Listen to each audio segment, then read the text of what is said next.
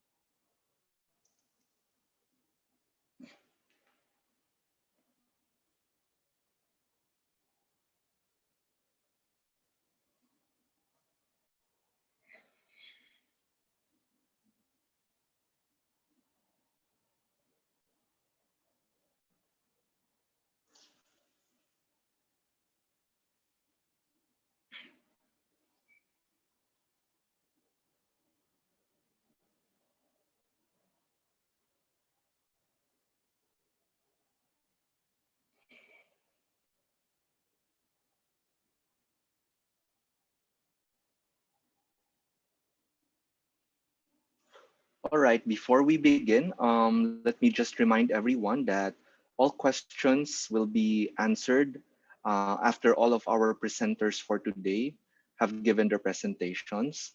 So we would highly recommend that you use the chat box for your questions. And I hope we can observe proper decorum while the webinar is ongoing. Uh, Please, if you have any comments, raise them after all the presentations has been done. So again, we have 2 minutes left before we can begin.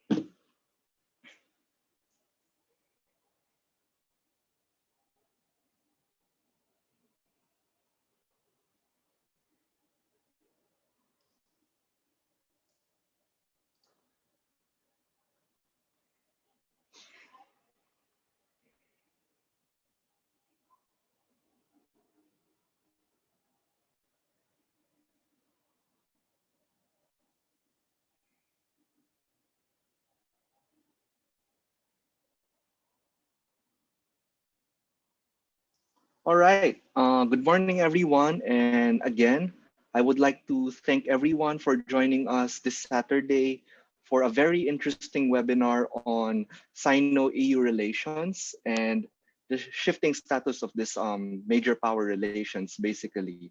So before anything else, I would like to introduce myself to everyone. I am Enrico Gloria, so I am an assistant professor at the University of the Philippines Department of Political Science. So I teach courses in international relations. So my research interests mainly revolve around Chinese foreign policy, and it is my pleasure to be moderating this webinar for everyone. Um, We have a great lineup of speakers for today.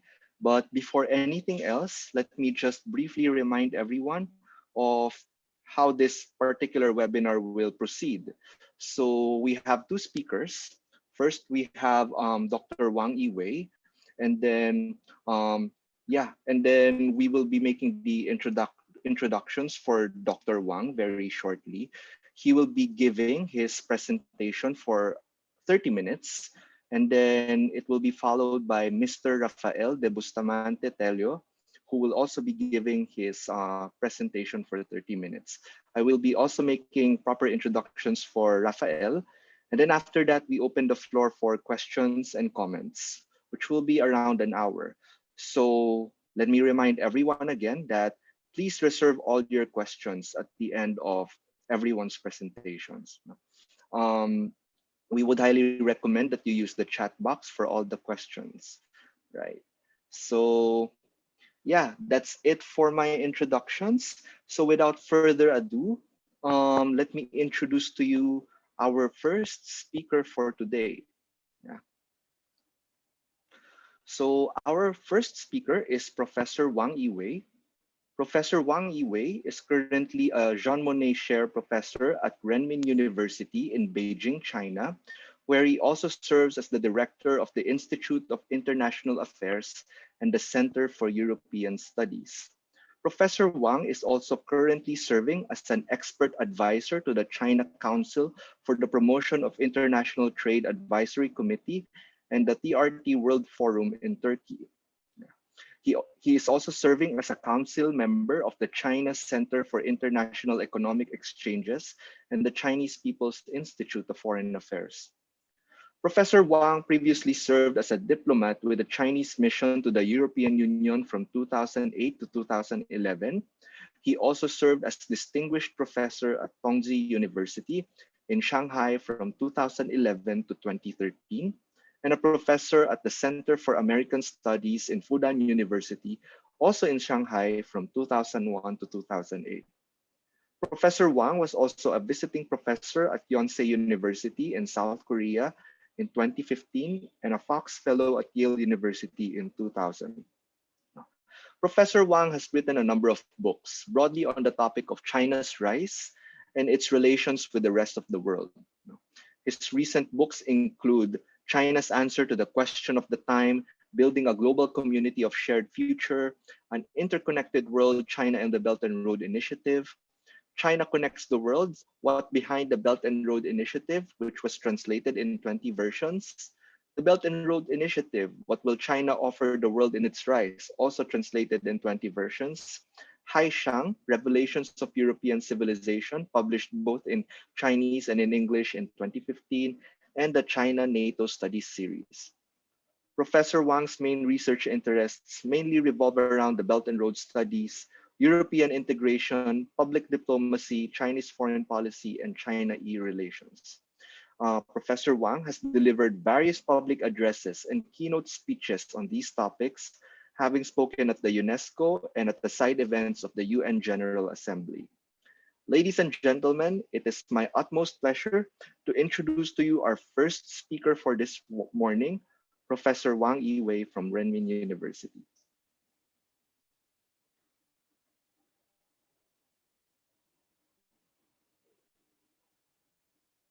Professor Wang, are you ready to make your presentation? Yeah. Yes, now it's okay. Good morning, everyone. Thank you for invitation, and I would like to share with my views on the China-European relations, China-EU relations. Sometimes for the Chinese, they're confused. What's the differences?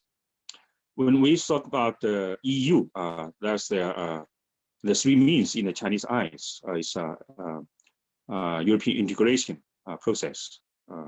Secondly, it's an international organization. Thirdly, we think about European Union.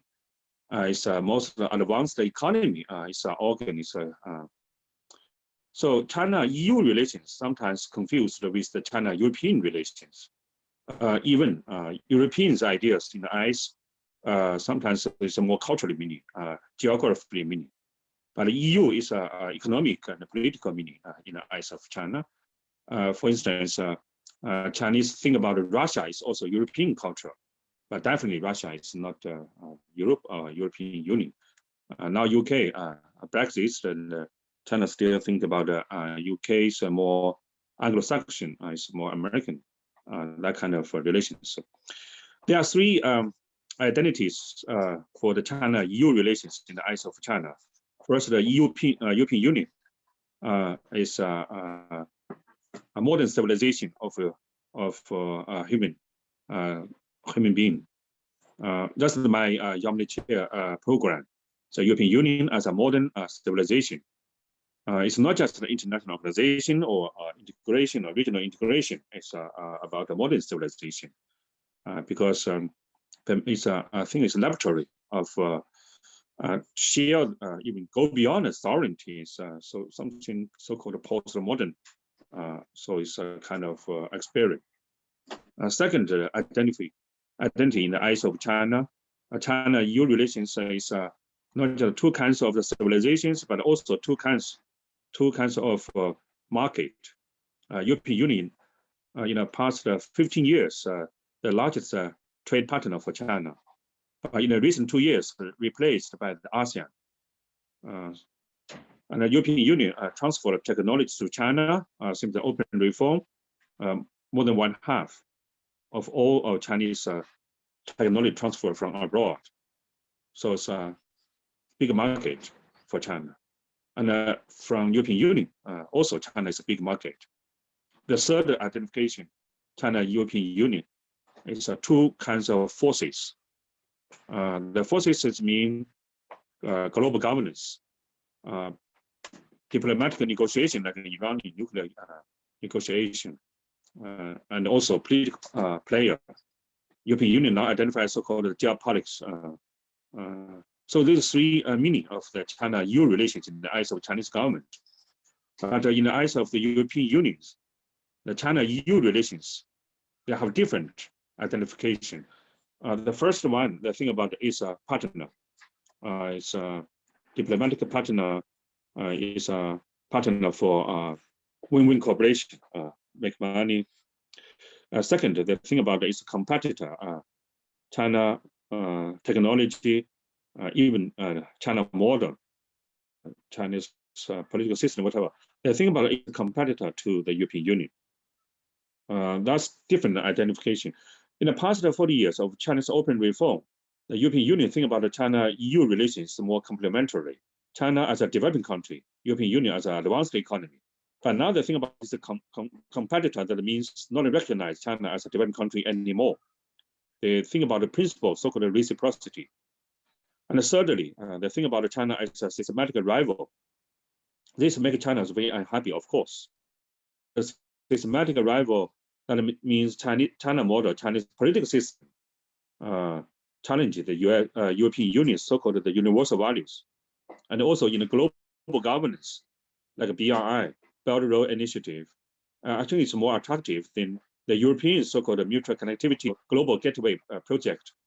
So it's a rival for the Europeans' influence in the global governance as a model, as a international regime.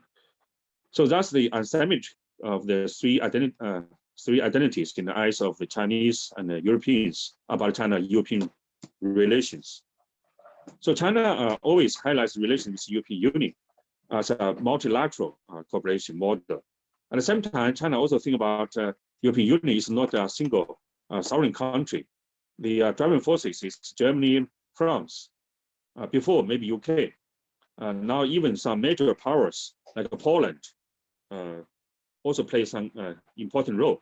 So China also have the 17+1, China Central European, Central and Eastern European countries relations. Previous one, the 16+1. This is also put on the model of the China-European cooperation as an even better initiative. But those countries, there are less development in the European Union. There need China investment to build infrastructure, mutual connectivity, complementary cooperation.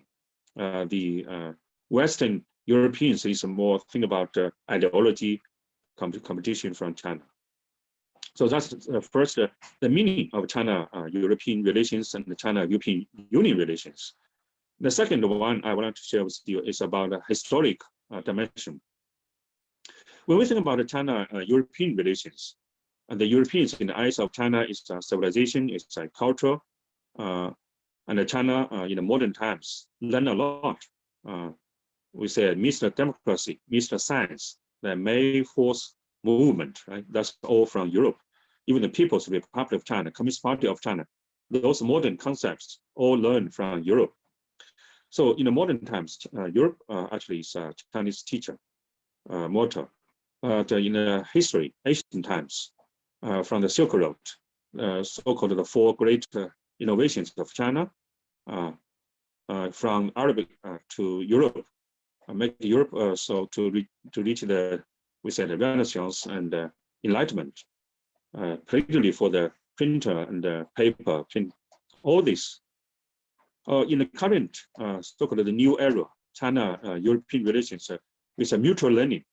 So China learn from Europe, and Europe now also learn from China, and cooperate with China, like to deal with climate change. China is very efficient to lift the poverty. That means China models work so well. Chinese political systems in control the pandemic, and also many European countries, including European Union, also learn from that.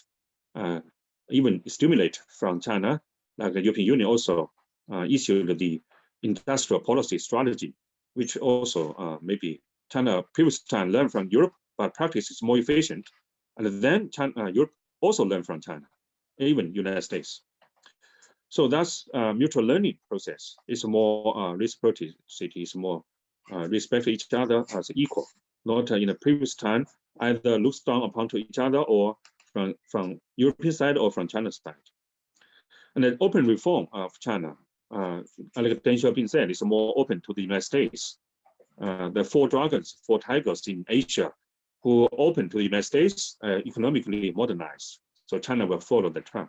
So in the past 40 years, China's relations with the United States is seems like the more important than the relations with the European Union. But now, when China put forward the so-called dual circulation strategy, China more focused on the domestic consumer.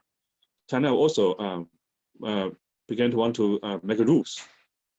And domestic reforms is cannot learn from US model. US model is more capital driven, new liberalism. Make the rich richer, poor poor. The gap is so huge. So China's open reform now, we are ready to learn more from Europe, particularly so-called land model, as a social market economy. Recently, the Chinese government put forward the common prosperity strategy. Deng Xiaoping at the beginning said, let some people get rich first, and then help others to get rich together. So now China more focused on the social justice, the common prosperity, and the rich to get rich jointly. So in this regard, the European model is more important for Chinese domestic reform. Even for the foreign policy, Chinese economic growth, the driving forces changed. In the past 40 years, the number one is trade, export. 1/4 go to US market, 1/4 goes to European market. But now, China import, not just the export. So more import from Europe, like the China-Europe Rail Express. Last year increased 50%. During the pandemic, the air transportation, the maritime transportation blocked. So the China-Europe Rail Express actually make a huge contribution to send all lots of the Chinese equipments and the materials to Europe to help to deal with the pandemic, and also China import a lots of consumer of the even agricultural products from Europe. Second driving forces for Chinese economic growth is FDI. In the past 40 years, the first FDI is through Hong Kong, maybe it's from Anglo-Saxon and then European countries. But now it's still very important for China. but China also invests abroad, like a BRI. So the top priority of the Chinese investment maybe in the ASEAN, in Africa. They used to in Europe and the United States, but because of the Trump, the so-called trade war, so China invests in Europe, in US decrease, but in Europe still very attractive because the Europe now eyes on the low carbon transportation, new technology, electronic vehicles, and all this needs China's investment. China is a very efficient transfer of the traditional technology, traditional energy to low carbon. So that's the FDI driving forces. The third one is domestic consumer. As I mentioned, China will import more from Europe, not just from the United States. And of course, from Chinese neighbors, including the Philippines. So that's kind of the open reform, the framework of the China-European relations. The third dimension I would like to share with you is about the future globalization. In the past 40 years of the globalization, majorly running by three major forces: Eastern Asia, Western Europe, and North America. So there are also three major industrial power or integration era. Now in North America, this is called the NAFTA 2.0, and America as a hub of the industrial. In Europe, of course, it's Germany as a hub of industrial and the European single market. But now the European single market is also eyes on the digital single market and the low carbon. So in Europe, in Eastern Asia, we have the RCEP, RCEP. So the local provincial cooperation, RCEP, actually they have in Qingdao, and also so regional integration. So these three major forces, actually, if they think about the countries, they are definitely the US, China, and the European Union. US is more innovation power, whether financial innovation or high technology. European Union is more normative power, set the norms and the rules, like the GDPR in the internet, in the cyberspace. China is more a force of practicing. It's very efficient to practice technology and the norms in China's huge market. Since China, we have 1.4 billion people, 400 million middle class, and 170,000 million of the university students and technicians. So the very dynamic and huge market, and so that reason China, US, and Europe eyes on the cooperation with China. When the Europe, if they cooperate with Chinese market, they can set the rules for the whole world. When the US, the innovation in the finance and the high technology, they need Chinese market, and then to produce and also set the norms. So that's reason China will have the most complemented, comprehensive categories of industrial under the United Nations framework. So that kind of the relations is quite complementary. But after 2010, China be the #1 industrial power, clearly be the second world economy. US, because the US think about it, they are choosing people, they're second to none. So the relations with US and China from the complementary to more competition, not even rival or confrontation, that kind of direction. Even the trade war and even Biden's actually continue the Trump's policy in many regards. So the China, US, Europeans trilateral cooperation to run the traditional globalization going to the end. And the new globalization, what's the new? The US so-called decouple, also a new Cold War, recently said a recouple, whatever.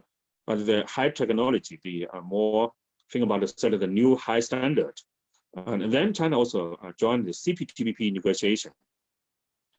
And China also reached the deal with European Union about the so-called CAI.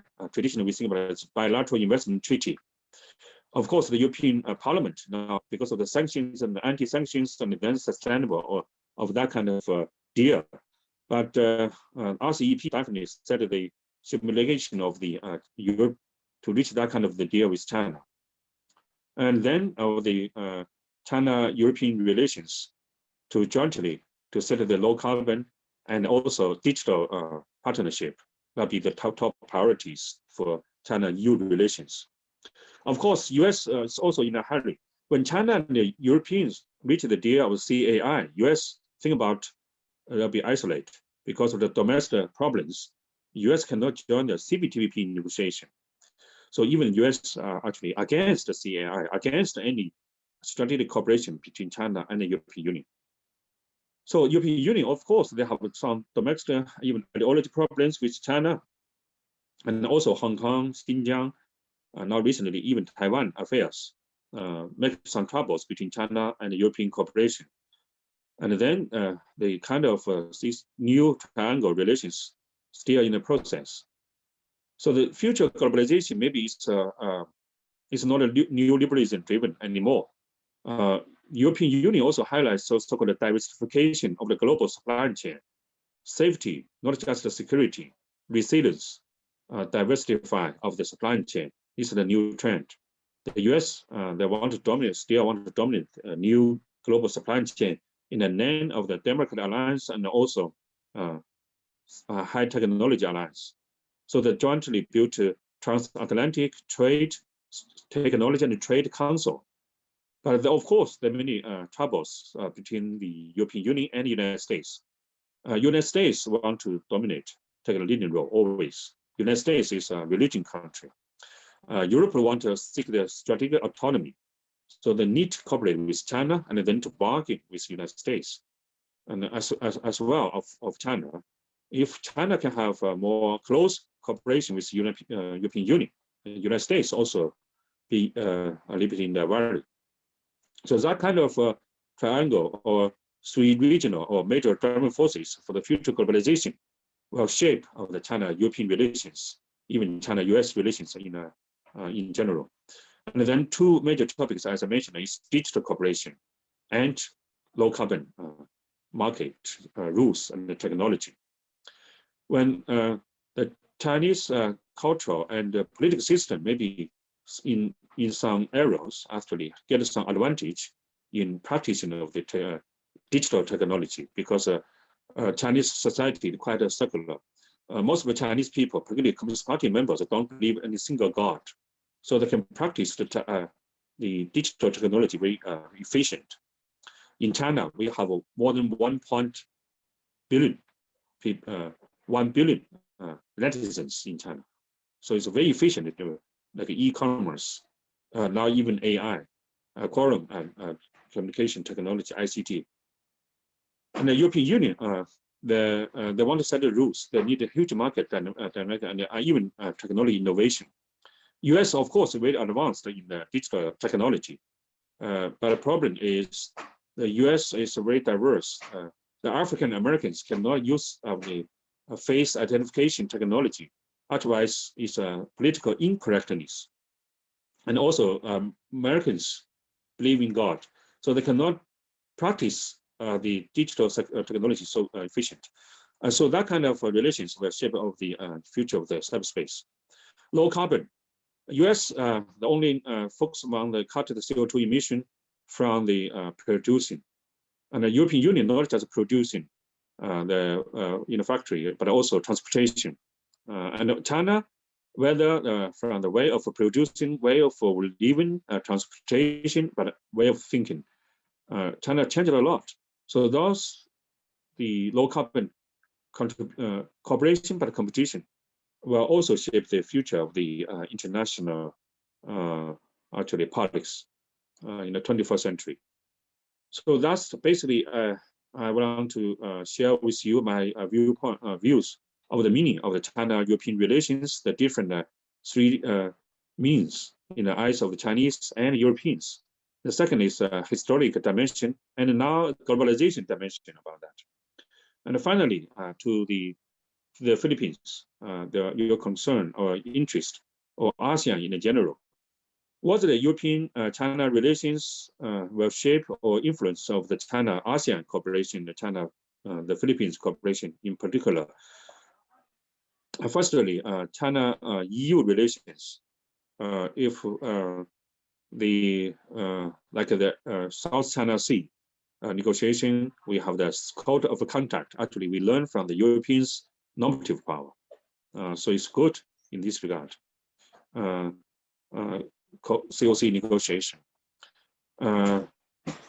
Europe, also the thing about South China Sea is their interest, because the major trade partners, whether China, ASEAN, the Japan, and South Korea, the so-called in the name of the freedom of navigation. But the Europeans is more focused on the rule of international law. The United States definitely is more a bilateral alliance, hub-spoken system, and the US want to dominate this area. It's a more military security consideration. Europe is more normative power. That's even some European countries send the warship in the South China Sea, but China is not so much worried about that. So it's good to cooperate with Europe in the South China Sea area. And also low carbon and the digital cooperation. China ASEAN, we have a digital mutual connectivity platform, the digital port cooperation, many. I think European Union also, they need to have their own Google search engine. They need to work together with China ASEAN and South Korea and Japan.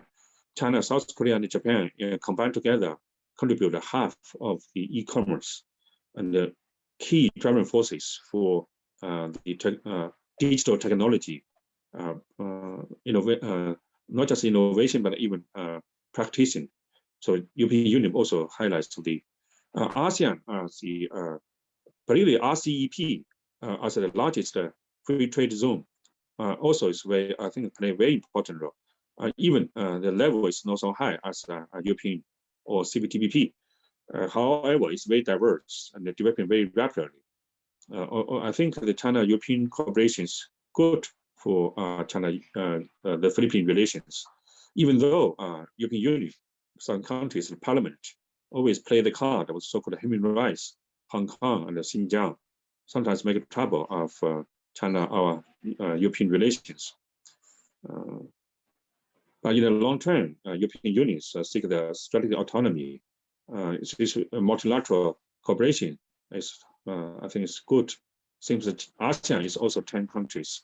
So the two multilateralism, I think, is a common values between China and the European Union. The UN have in the international laws, rule-based, not just the US set the new norms or the rules. I think that's very important for China, the Philippines, and ASEAN cooperations under the framework for that. Okay, I will stop here. Thank you.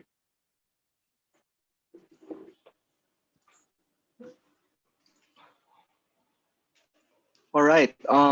Thank you so much, Professor Wang Yiwei, for that very insightful discussion on China-EU relations. No? So if I may, I will just provide a very quick summary of the excellent discussion of Professor Wang Yiwei. No? So basically, he focused on China-Europe relations, where he talked about he started with the different perceptions, if you will, the three different perceptions from China's perspective and also from EU's perspective of China-Europe relations. No?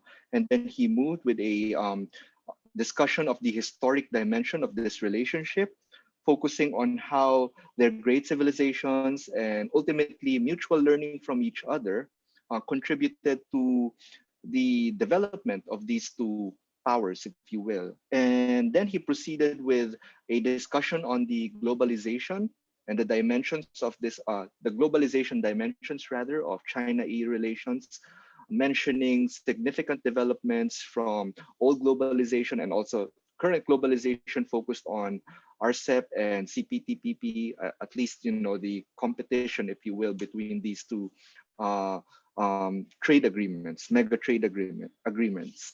And then he concluded his discussion for us with an emphasis on what China-EU relations mean for the Philippines and ASEAN more broadly, focusing on perhaps the normative implications of European Union and how sort of we learn from these normative ideas of Europe in coming up with our own code of conduct or the negotiations that surround the COC. And of course, it was also emphasized that betterment of China-EU relations will ultimately spill over towards improvement of greater China-Philippine relations. So if you have questions, again, could you send them over the chat box? And again, thank you so much, Professor Wang, for your presentation and for staying within the 30-minute time limit. No? So now we proceed with our next discussion lecture for this morning. And I will present Mr. Rafael De Bustamante TELLO. So let me introduce Rafael to you. For our next speaker, we have Mr. Rafael De Bustamante TELLO, who is currently serving as the political counselor of the European Union delegation to the Philippines, starting with this post in September 2019. But prior to this, he was the head of the political, press, and information section of the EU delegation to Indonesia and Brunei. Rafael also served in the EU delegation to the United Nations in New York at the Human Rights and Social Affairs section from 2012 to 2016. And during that same stint, Rafael also reinforced the EU team for the March session of the Human Rights Council in Geneva. Prior to his New York post, Rafael also worked for 6 years in multilateral affairs at the EU Council Secretariat and the European External Action Service in Brussels, focusing on the UN and the ICC. And from 2003 to 2006, he worked in the EU Council Secretariat in areas of employment, social affairs, and regional policy. Prior to this, Rafael headed the representative office of the Murcia Spanish regional government in Brussels. Rafael received his law degree at Murcia University in 1989 and his master in European law at the Free University of Brussels, or ULB at Belgium, in 1990. Ladies and gentlemen, it is also my utmost pleasure to introduce to you our next speaker for this morning, Mr. Rafael De Bustamante TELLO. Thank you. Good morning, magandang umaga to all of you. I have to, happy to be here today. I have to make some caveats before speaking. I'm not a EU China specialist as Dr. Wang. I mean, I'm based here, the focus of my work is China and the Philippines and China in the region. So it's not like my heart, that topic. I mean, I've been posted in the region for 5 years now, so I'm more acquainted to China and ASEAN and Indonesia and the Philippines, but less on the global. So bear with me, I'm not an expert on these matters. Second, I mean, I just want to make an introduction on the title of the seminar is how the new relationship of EU and China, and there's no such a thing. I mean, our policy is set since 2019, so we haven't had any changes. I plan to just give you a short overview of the EU China relationship. Also dwell a little bit on the Indo-Pacific strategy that we have one now, and China-Philippines relation, which is, I mean, what I follow more closely. So bear with me in terms of knowledge on the bilateral relationship. So, I mean, I think Dr. Wang has mentioned, I mean, our relationship with China is one of the most strategically important and one of the most challenging, and it's defined by these 3 characteristics that he mentioned as well. We are a cooperation partner, an economic competitor, and a systemic rival.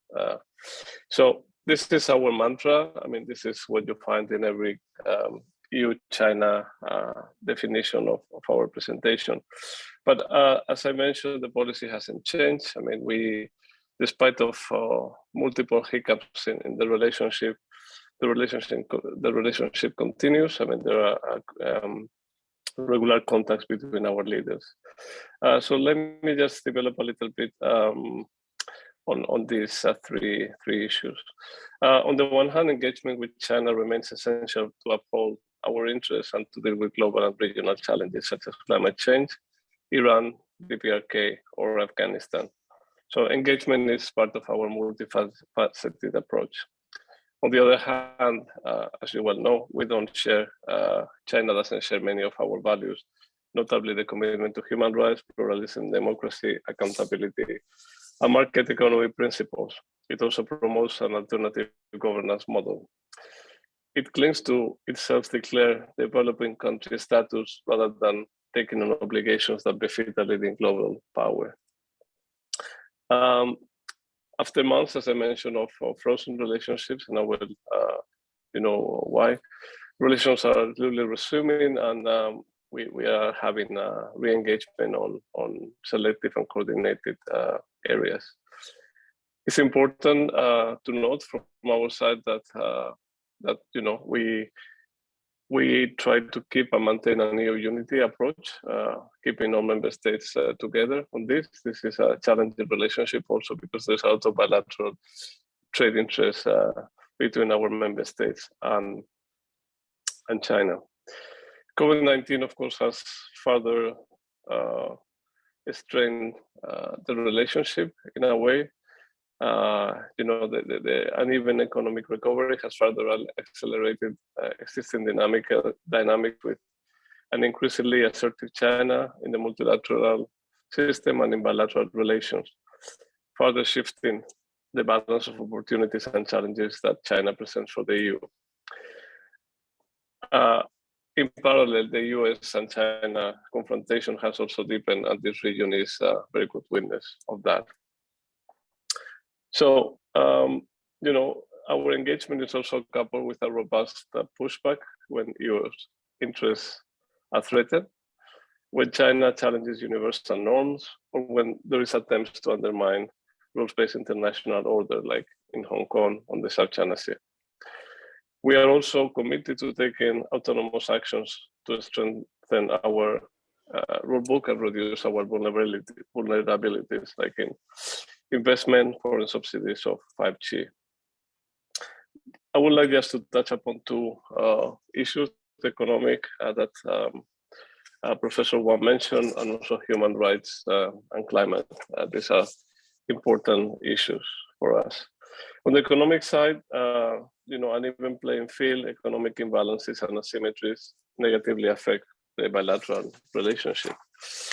Last year, as mentioned before, in December 2020, there was an agreement for this comprehensive agreement on investment. But of course, I mean, ratification is another issue, and these things don't happen in a political vacuum. The parliament gets quite upset, and is one of the actors in the ratification of international treaties when the Chinese impose counter sanctions in March. At the same time, I mean, we need to talk to China on climate environment, and we keep doing so ahead of COP26. Let me touch upon human rights, because this is one area where I think is where we are, you know, probably we don't see eye to eye. And I can just mention that that was my area of, you know, competence when I was at the UN, and I had to negotiate with Chinese diplomats on different issues at the United Nations General Assembly and the Human Rights Council. So it's the most divisive item we have with in the bilateral relation, and we follow, you know, the issues around freedom of expression, human rights defender, the situation in Xinjiang, Mongolia, Tibet, and obviously Hong Kong. And you know, this trigger sanctions. We apply our EU global sanctions, and China retaliated on that one. Let me just, of course, we have a one China policy. I mean, this is something I mean, you obviously as Chinese experts, I know, but we keep friendly and close cooperation relations with Taiwan. But we recognize the Republic of China, the People's Republic of China, as the sole legal government of China. So that's what I'm saying. Just want to make a short note on the Indo-Pacific strategy for cooperation. You know, this is, and I underline the word cooperation because this is something that makes that distinctive from other strategies. The aim of the strategy is to contribute to the region's stability, security, prosperity, and sustainable development in line with the principles of democracy, the rule of law, human rights, and international law. We will be focusing on challenges like the pandemic, climate change, digital, and security. So what this mean for China? I mean, many have said, you know, this is against China. I think nations have realized that, you know, the Indo-Pacific is an area that is important to everybody. So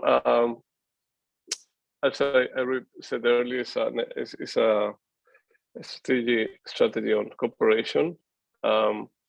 Even the previous, you know, we are based on the French, German, and Dutch previous strategies, where also stressed that the cooperation is open to all, and indeed China has not challenged this our member states and the EU approach. So as I said before, in this particular thing, we see issues for cooperation or for cooperation, climate change, a very clear one, protection of diversity, plastic litter, etc. So we aim again to a flexible and multifaceted approach in areas of mutual interest. That allows me to move to the region and probably the South China Sea, and you know, especially being in the Philippines is something that we follow very closely. So, I mean, the EU position has been always very clear on these matters. We support the rule of law, a rules-based order based on the respect of the law and international law. In this particular, the UN Convention of the Law of the Sea. And we have expressed our concerns repeatedly, even this year, in April, when there was Chinese vessels in the Wilson Reef, as you know, increasing tensions unnecessarily and put the regional stability at stake. We have also remained committed to the ASEAN efforts towards an effective, substantive, legally binding code of conduct. We all know that this has not progressed much as the Philippines wish during their 3-year as country coordinator for relationship with China. But of course, the code of conduct, whenever it's agreed, should not prejudice the interests of third parties in the area. So I think I will leave it at that. I mean, just to sum up, I mean, the complexity is very well summed up by these three: cooperation partner, economic competitor, systemic rival. I mean, there are very areas where we have, you know, very different approaches. There are areas where we can work together. I think that, you know, in this particular region, the increasing of tensions is not good.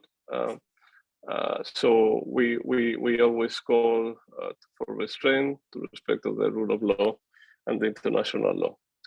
So I think I will leave it at this. I will try to reply to the questions to the best of my little knowledge. And thank you for having me. Selamat po. Thank you. Thank you, Rafael. Very insightful presentation as well from Rafael. So briefly to sum up, I think it is important to highlight, I guess, the three characteristics that define China-EU relations. No? So we have cooperation partner, as a strategic competitor, and also as a systemic partner. Yeah, so, and Rafael's discussion focused on, I guess, unpacking these three characteristics of the partnership, focusing first on economic cooperation, issues of human rights, climate change, and lastly with the Indo-Pacific. No? So there was much emphasis on, I guess, the preference, if you will, of the European Union on emphasizing their support for the rule of law and the international law of the sea when it comes to relevant issues concerning Philippine-China relations. No? So with that, again, I thank all our presenters for keeping it within the time limit of your presentations. And I guess if we have questions from the audience, you can start sending them in right now in the chat box. Or if you prefer unmuting yourselves, raising your hand, that is also okay. You can do that. Mhm. Do we have questions from the floor?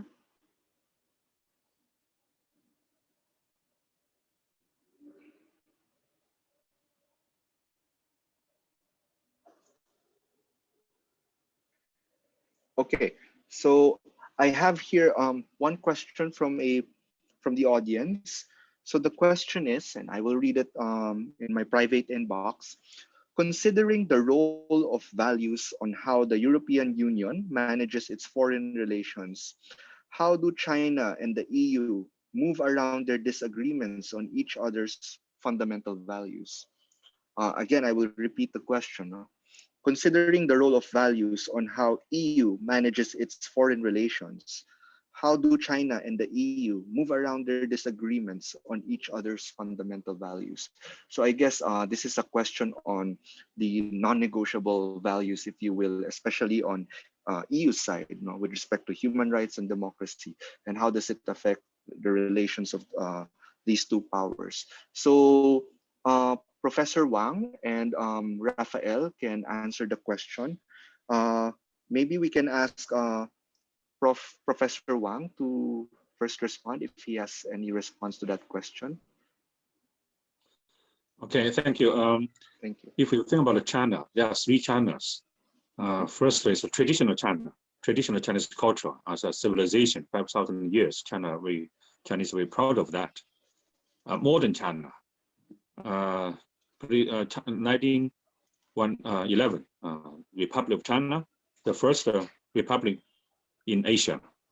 So China learned, as I said, Mr. Democracy, Mr. Science from Europe.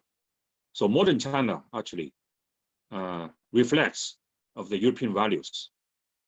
Whether even Communist Party we learn from Europe. Modern China reflects the European values. Now I think it's a global China, like a Belt and Road Initiative, the global community of shared future. Global China is not just modern China. It's also about developing countries. It's more about AI. It's more about new globalization. So if you think about the common values, so the fundamental values, actually there's no so many dispute between China and the European Union. Even as the traditional China, as I mentioned, traditional Chinese civilization influenced the European civilization. Europeans influenced China as well.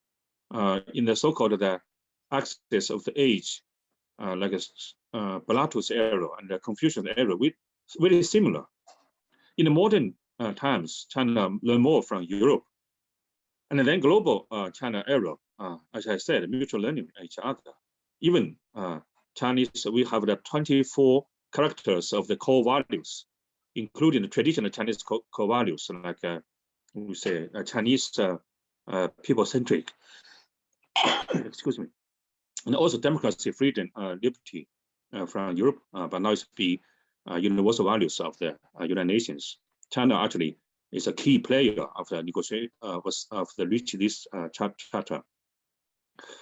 But the basic values between Chinese and the Europeans dispute is Europeans is more man and God relations, so-called the Renaissance religions revolution. They have the let the Caesars have the Caesars, let the God to deal with the God, and then the king have the sovereignty, Westphalia system, and then division of labors with the government, and then government with the people. But China is the man and the haven relations. We say all on the haven. So that's Europeans think about this circular society of China, but Chinese think about this circular is not negative. We don't believe any, not a single God, but respect all the gods. Above the God, there's the haven. So that's a different meaning between Europeans and the Chinese culture. Europeans think about the God created the heaven and the earth, but the Chinese think about under the heaven there are different gods. So that's Europeans think about this is universal values, and the Chinese this is one God value. In Chinese we have Confucian, Buddhism, Taoism, three gods. Even not a God in the eyes of the in the definition of the Europe. This is This is not religion. This is a culture or philosopher. So that kind of a basically different meaning. So that reason Chinese President Xi Jinping put forward the global community of shared future. It's on a different gods. They also build the community, not like Europeans integration. They're on the same God or the Rome Empire or the Renaissance of the common values. So go beyond different religions, different ideology. They can also reach community. So that's, I think, the different meanings of values dispute. The China said, we, of course, represent the common values of the human beings, like the human rights, liberty, or of the individual rights, all this. But European Union or United States cannot put your values as the universal values to enforce other countries to accept, because the different countries, different developing states, different culture, they can have a different approach to reach that kind of values. So that's the diversity, the real diversity, but under the framework of the common values for human being, not the global universal values. So Chinese translate the universal values, Universal Declaration on Human Rights as the World Declaration on Human Rights, not the universal. And also the first sentence changed by the Chinese. Original article of the one of the universal values of human rights, they mention about all the men and women are created in equal. And the Chinese changed all the men and women born in equal. Thank you.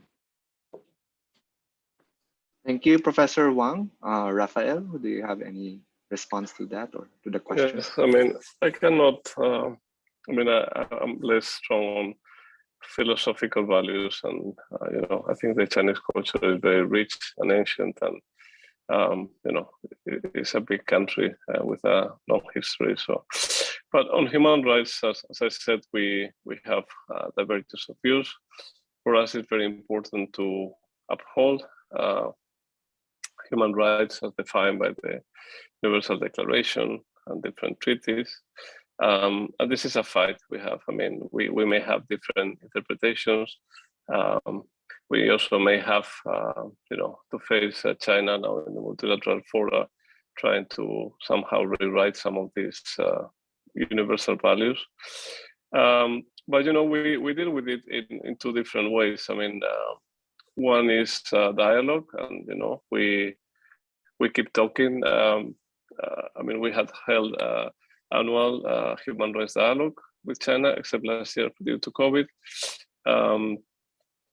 We keep talking in the multilateral fora. I mean, I've been part of that discussions. I mean, when we are at the UN General Assembly, China is a country like any others, and it's an important one, and you have to talk to them about things and different resolutions. Of course, this year we had the first time application of our global human rights sanctions regime, which targeted one entity and 4 individuals from China, and that triggered, in our view, disproportionate and escalatory countermeasures from China against parliamentarians, academics, think tanks, and EU decision-making bodies. I mean, this is also an interesting development if we speak on a more academic setup, as China has never recognized sanctions, and now for the first time they have applied to them. So that's something that is interesting from policy development perspective. I mean, you know, the EU is somehow shown on sanctions. We apply the UN regimes, but they have also our autonomous sanctions sometimes, you know, and they are subject to tribunal control. The EU Court of Justice sometimes have hit the wrist of or the hands of the council for sanctioning people who should not be sanctioned. But you know, there's a process into that. But you know, we last year the EU agreed on this sanction regime, which again is something that is adopted by unanimity. So I mean, all countries have to be in agreement. I mean, maybe there's something to just maybe it's obvious, but you know, the EU works on foreign policy by unanimity. I mean, it's the same rule as ASEAN consensus. So, I mean, that also gives you, I mean, whatever the High Representative says is based on EU agreed policy. And, you know, I think that's something to remind everybody that, you know, ASEAN is still in its very infancy on this matter. And as you know, I mean, we don't have to be naive. There are major differences in foreign policy among our member states, and especially when we deal with China, you know that not everybody sees eye to eye. But on this particular case, I have to say that there was an agreement to go for this sanctions regime against 4 individuals and 1 entity in China. So this is the way we deal with human rights. Thank you.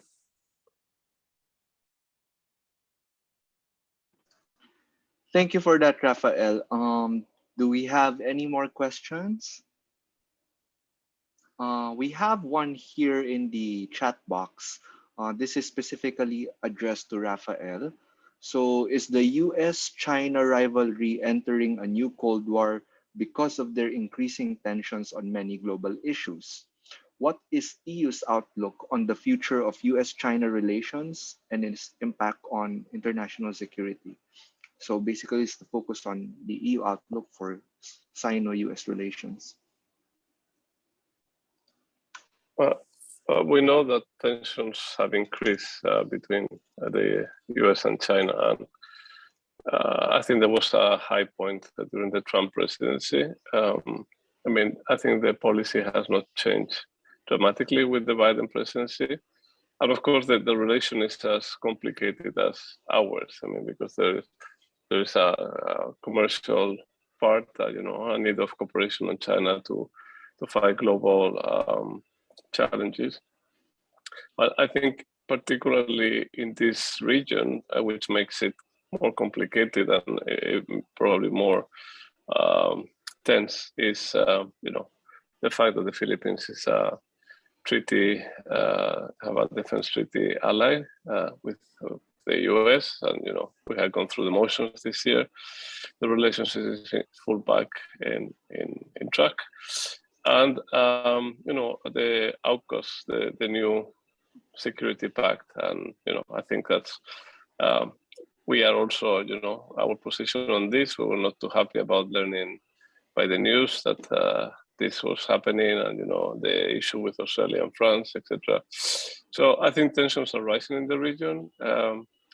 We try to be, and I think this is the part of the value of the European Union, is like you know, we can be some kind of middle power in between the big powers. You know, we come with different baggage as different from what the US-China relationship is, but definitely tensions in the region are increasing, and in this particular country, the West Philippine Sea is at stake. You know, the current politics of the Duterte presidency are clear in the relation with China, while keeping the US relationship alive. So, yeah, that would be it's more of a reflection than an answer. Back to you. Thank you, Rafael, for those answers. I have here a question for Professor Wang. It's in the chat box. So the question is, what is China's perspective on economic sanctions? So particularly, why does China impose sanctions to EU parliamentarians despite being officially opposed to the use of unilateral sanctions by other major powers. So this is, again, I think, in response to the comments a while ago on sanctions. Professor Wang? Thank you. The Chinese sanctions actually is a response to the European sanctions to China. Mm. So this is a reaction. It's not a China unilateral sanctions to Europe. The reason is the European Parliament, the sanction to officials in Tibet, in Xinjiang. This is definitely against the UN principles of the non-interference domestic affairs. How the European Parliament sanctions of the Chinese one provincial government officials. And we learn from Europe so-called reciprocity. If you sanction to me, China, of course, should reaction, and re-sanctions to Europeans members of the parliaments and some organs. So that's kind of that story. It's not China sanction to Europe. It's a response, reactions to the European sanctions to China. Mhm. And Professor Wang, just a follow up on that. Do you think there will come a time in, I guess, the near future where China would have like its own formal institutions or mechanisms on imposing unilateral sanctions, just like what other major powers are currently doing? So, yeah. I don't think so, because for a long time, China's principles of the non-interference domestic affairs of any other countries. China is not the Western powers. It's a new type of international relations, community of shared future. So that's basically stories. Right. But if some countries impose sanctions or economic sanctions or whatever, and China makes some response, that's like otherwise, Chinese people not agree. We are sovereign country. Why Chinese government not just let the other countries to sanction to China? China no response. That's unfair. So even with Australia, there's some troubles, and China makes some response. If no any other country initiative or impose sanctions to China, China definitely will never to do that. Like the Europeans, US, occasionally they do this. It's the Western style. All right. Thank you so much, Professor Wang. We have another question here. I think Rafael has already seen it, but I will read it for the audience. So the question for Rafael is, the AUKUS deal was announced about a day before EU rolled out its Indo-Pacific strategy. Reaction to AUKUS was quite strong, especially on the part of France, which is set to head EU next year. How is this development affect EU-US ties in relation to the Indo-Pacific? Will it encourage more strategic autonomy on the part of EU on dealing with China or the broader Indo-Pacific region? So, Yes, I guess, yeah, and there was the next question, which is yeah, related. it's So related. basically, yeah. Well, I mean, I will not lie. I mean, this took us by surprise to everybody. So I think it was something also. The timing of the announcement was unfortunate. As I said before, our strategy is one of cooperation, not of confrontation. So obviously this happened before the UN General Assembly Ministerial Week, so that was a very good occasion to raise this concern with the US and Australia. Obviously, we have expressed our solidarity with France for the cancellation of submarines deal, which they have been working for a long time. So I think they are the ones who are particularly hurt by this whole thing. But I mean, we basically were very upset by the lack of consultations and communication between close partners, and we believe we are with these three countries, and giving an image of division at a time where we should show common resolve and coordination, obviously regarding the strategic challenges in the South China Sea. So these challenges don't require fragmentation, but cooperation. So the relationship has, has gone through a shaky weeks. On the US side, things are getting better. I mean, in fact, Mr. Borrell, the High Representative, was in Washington yesterday. Secretary Blinken has been to France. There has been a lot of back and forth diplomacy to mend the relationship. I think the US has been more forthcoming on acknowledging, this is a mistake, and we need to work together. On the Australia side, obviously there was a commercial issue, a trade issue, and that probably was a big issue for France. But I think the relationship with Australia is also will take a little bit more time to repair. I mean, that there is a free trade agreement currently being negotiated with Australia. So I mean, there are different. And as I mentioned before, our foreign policy works on a unanimity basis. So if France wants to make things difficult, they will. But I mean, the perspective going ahead is, I think, just move on and work on a positive side. I mean, this was basically I think in the coming years this will be studied whenever we get a little bit more details on the AUKUS and the pact and how it was made. A very interesting case study on something that could have been better managed. I mean, partly probably the UK being there played a role. I mean, it's a former member state. Probably they have no interest on the EU or any other country knowing about this thing. But definitely the pact, which is a military pact, has an impact on the geostrategy relations in the region. So let's see how this goes forward. I mean, I think in terms of our bilateral relationships with the US, we are already moving ahead. With Australia, I think it will take a little bit more time. But I think leaving this incident behind, we will move forward and cooperate as we have done in the past.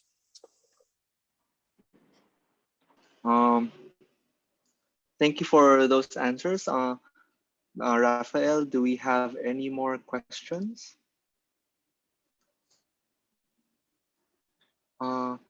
Okay, so there is this question submitted to me privately, but I will see if I can send it to everyone. Hold on. No, I don't think so, but I can just read it. So it's for both our presenters. So it's a broad question. So basically the question is, what major economic outcomes do both China and EU aim to achieve through the China-EU relations in the next 5 years? So basically just economic outcomes for the next 5 years. And what do these economic outcomes mean for entrepreneurs or businesses in both China and the EU? So yeah, the question is about economic relations in the next 5 years. Professor Huang, would you like to start? European Union always a major economic partner for China, definitely. Whether previous times more technology and trade cooperation, now it's more investment, mutual investment, technology innovation, particularly low carbon technology, sustainable development, green technology, and also digital partner, as I mentioned, e-commerce or AI, all of these, because that's the will shape the future of international politics. European Union in a trend of the strategic autonomy. Actually, they also pay high attention to the relations with China. Even the 6 both competitor and cooperator from China.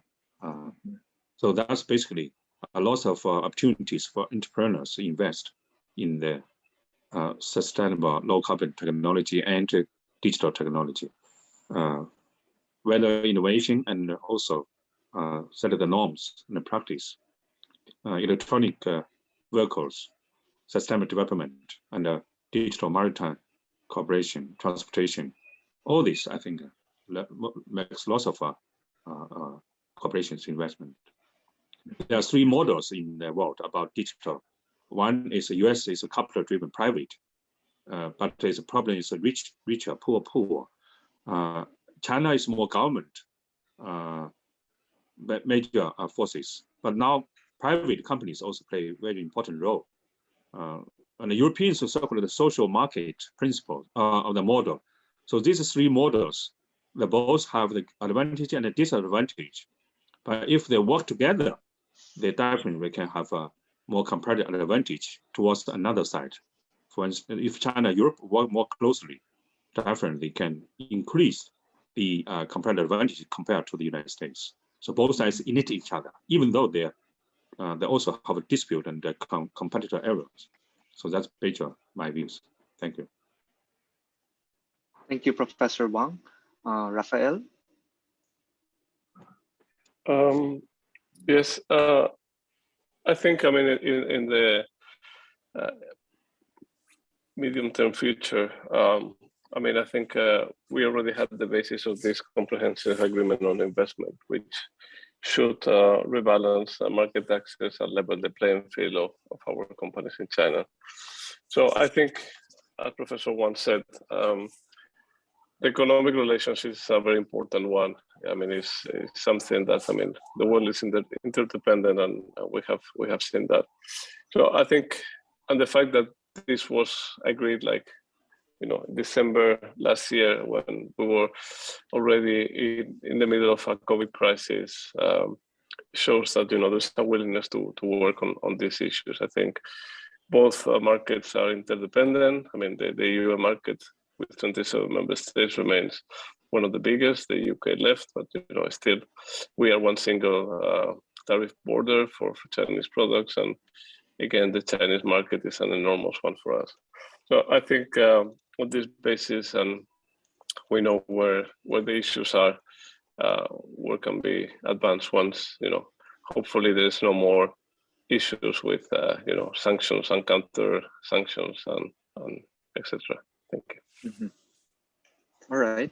Thank you, Rafael. We have here a question for Professor Wang. So let me just read it. Among the EU member countries, what country or which set of countries China thinks can be relied upon in championing China's global agenda? So among the EU member countries, what country or set of countries China thinks can be relied upon in championing China's global agenda? Professor Wang? In the past 16 years, it's Germany under the Chancellor Merkel's leadership, because she took a strong leading role in seeking the complementary cooperation with China. To at the same time, they also not like a microphone diplomacy to criticize China's human rights, blah, blah, blah. So she's a very, I think that's traditionally model. But now, the post-Merkel's era, no strong leadership. Maybe President Macron, if re-elected, probably will be re-elected next spring. So that's a major power scale, very important for China. That's the reality. That's the reality, actually, to running the European integration. For other countries, some countries more friendly to treat China, like the Eastern Central European countries, like Hungary, like even Poland. But problem is those two countries, they have trouble with European Union now. So we be very sensitive to say that. But some countries traditionally very friend to China, like Cyprus, like Finland, like even Austria, because it's a neutral country. So we have, of course, many disputes, even ideology dispute. But those countries can treat China as not just as a friend, political friend, even more from historic civilization perspective. So that's very important. But now, traditionally, in the past years of under the Czech Republic, because under the German president leadership, quite positive. But now, after the German president, some problems also rising, ideology. Even Germany, the Green Party, they're more ideology. So more difficult for China-European relations actually in the future, because of domestic unstable for Germany and all other European countries without a strong leadership. And also because the US-China confrontation, the Europeans are very difficult to, of course, easily to take side to the US, right? But difficult to keep the balance. Thank you, Professor Wang.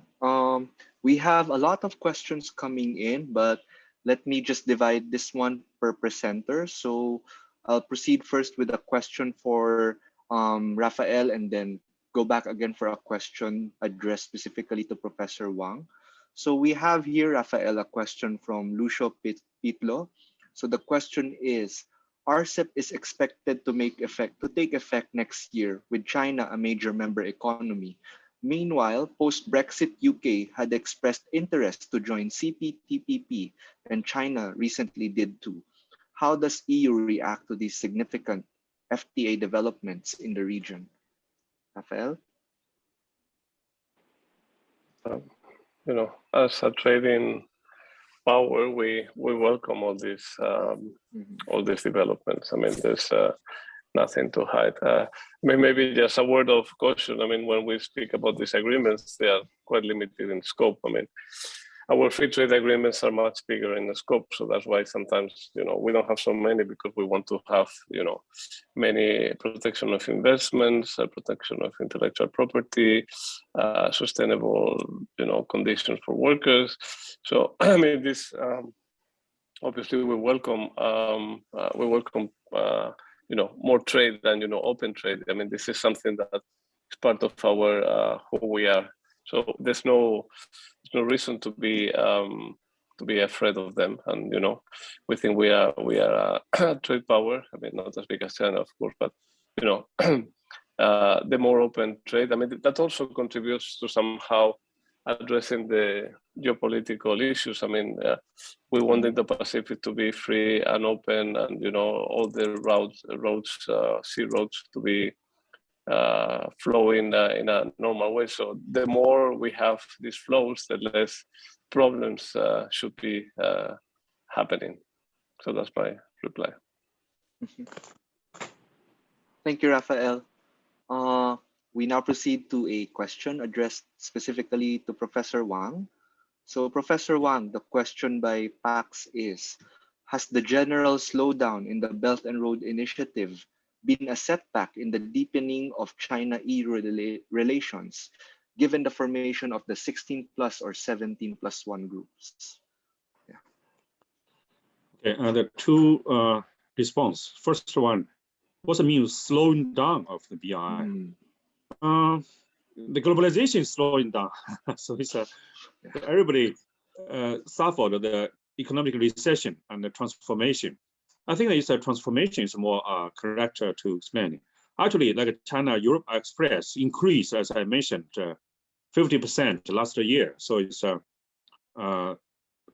readjustment of the globalization, whether transportation, investment, and the cooperation model. So it's not just a huge infrastructure projects investment, less. It's more focused on the digital, green, and health Silk Road investment.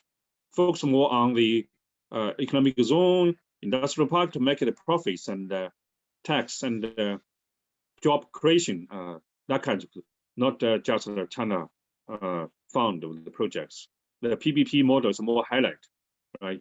So that's the transformation, I think, everybody.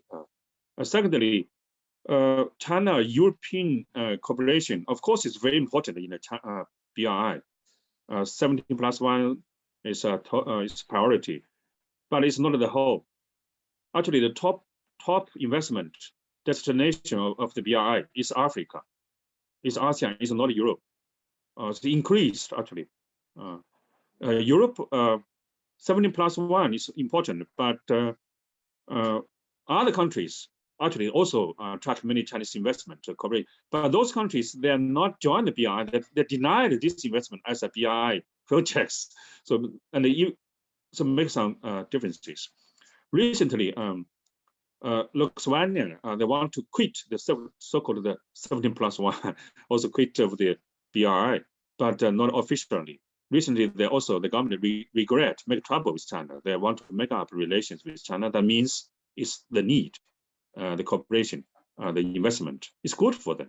Even the European Union, United States, put forward so-called anti-BRI or hating BRI or their versions of the BRI, like European Union so-called global gateway projects or the mutual connectivity strategy. But Chinese always say the synergy of the strategies with those projects.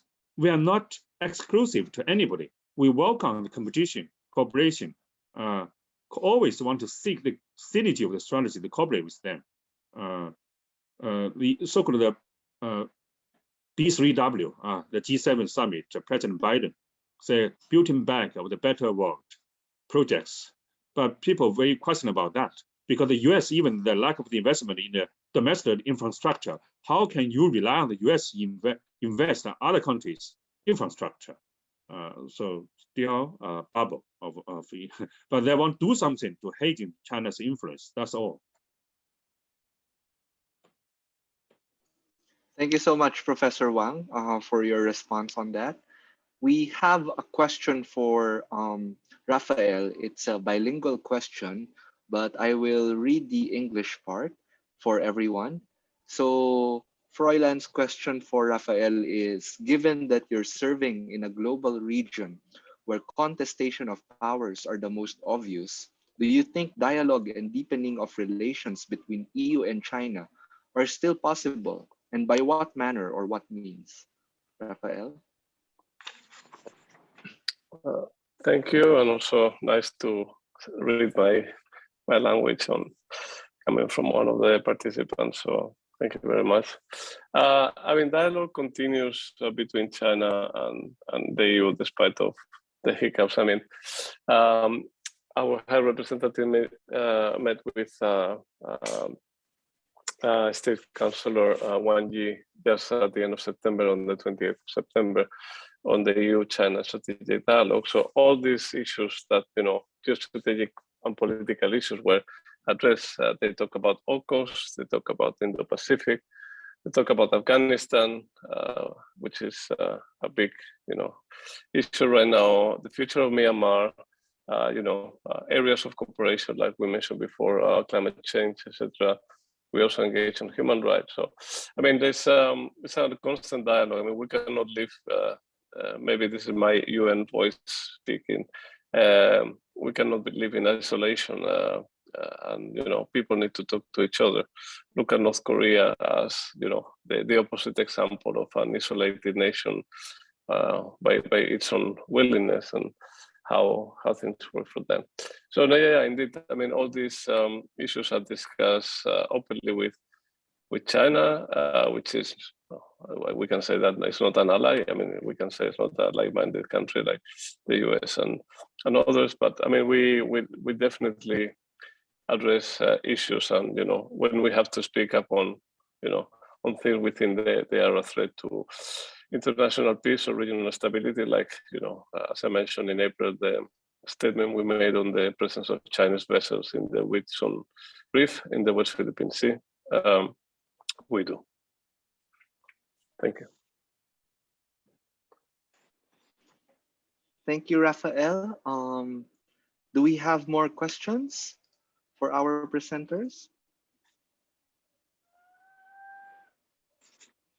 Anyone? We still have relatively plenty of time remaining.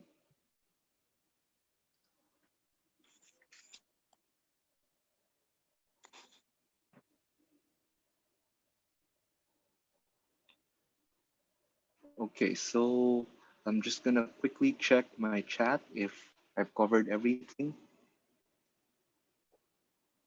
All right, if there are no more questions at this point, perhaps a closing question for our two presenters. So perhaps a very quick, brief word on trying to forecast what the future of EU-China relations would look like, especially in a new normal setup or in a post-pandemic setup, if such is even something that we can aspire for at this point. So yeah, just your closing words on the future of EU-China relations. Can we start with Professor Wang? You mean the recommendation for the future China-European cooperation? Yes. I think we really support Europeans' strategic autonomy. Even this double-edged sword, European strategic autonomy is not just more strategic autonomy from US, also from China. The less rely on the Chinese supply chain or market or whatever, but we really support is more diverse. The world is very diverse. Real multilateralism need every country, every international player to be more independent. So that the community of shared future, it means definitely should be in the hands of your own people, your own government. I think that's the Chancellor Merkel also echo of that kind of saying. And European Union if they think about strategic autonomy, they can go beyond ideology dispute with China and then seek the common interests and to deal with the common challenges, which benefit to both sides of the people and also in general the whole world. So that's what I think is very important. Clearly for the China-European Union, as a pioneer in the carbon neutrality transformation, post-industrial civilization, in my new book of the Community of Shared Future, I identify this as the global renaissance. I think it's for human beings, a new kind of civilization. It's a very key player of China and the European cooperation. It's very important. Thank you so much for those comments, Professor Wang. May we hear Rafael for his final remarks? Yes, for the foreseeable future, and again, I'm not a China specialist, but what I've read, I think Dr. Wang mentioned the strategic autonomy of the EU, and I think this is going to be developed further in the coming years. I mean, this Afghanistan crisis, this AUKUS announcement, have pushed many to think that we should be, we should rely on our own capacities and assets. We should not rely on others, and that puts into question the NATO-EU relationship, which is also a strong one, and it's not exactly the same membership. But I mean, strategic autonomy probably will bring some different different elements to the world and to the bilateral relationship. I think again the economic factor is an important one. I think we should find a model vivendi to keep the flow of investments and trade between the two of us. Also, I think what Professor Wang mentioned on carbon neutrality, and we are now with this mantra of the green economy in Europe, and I think if we all commit, and of course we need China for that. I mean, it can be a useless effort to become greener and carbon neutral if China is not part of the game. Things can change quite dramatically, and again, that brings the world of plastics, emissions, more sustainable growth. So I think probably we had this conversation in 5 years' time, things will be quite different, hopefully for the good. Thank you. Thank you, Rafael, for those comments, for those final comments. At this point, we can now formally end our webinar for this morning. Once again, I thank everyone for coming in on a weekend morning for a very interesting webinar. At least I find it very interesting and insightful on EU-China relations.